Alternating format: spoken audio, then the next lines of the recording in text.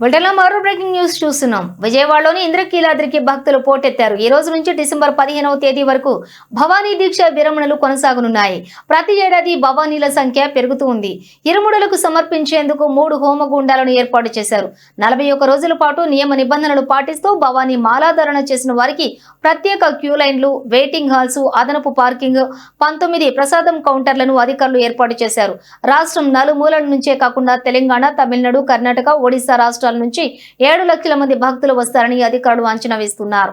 లక్షలాదిగా తరలి వచ్చే భవానీలకు మంచినీరు, ప్రసాదం కొరత లేకుండా అందించేందుకు అన్ని ఏర్పాట్లు చేపట్టారు.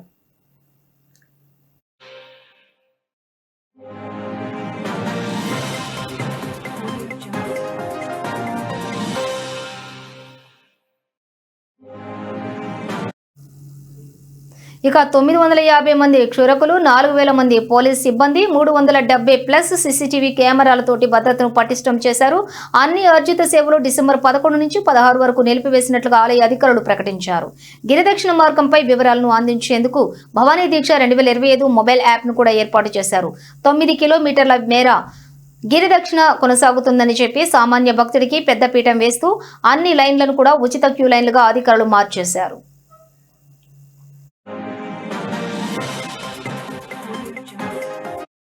రోజుల నుంచి జరుగుతున్నటువంటి మండల దీక్షలు ఈ రోజు నుంచి 15వ తారీఖు వరకు విరమణ కార్యక్రమాల్ని అత్యంత వైభవపేతంగా ఆగమోక్తంగా ఈ రోజు అగ్ని ప్రతిష్టాపన కార్యక్రమము, ఇడుముడి అగ్నిహోత్రము చేయడం జరిగింది. ఈ రోజు నుంచి 15వ తారీఖు వరకు కూడా శతచండీ హోమము జరుగుతుంది. 15వ తారీఖు ఉదయం 10:30 గంటలకు మహాపూర్ణాహుతితో ఈ విశ్వావసనామ సంవత్సర భవానీ మండల దీక్షలు పరిసమాప్తి అవుతాయి.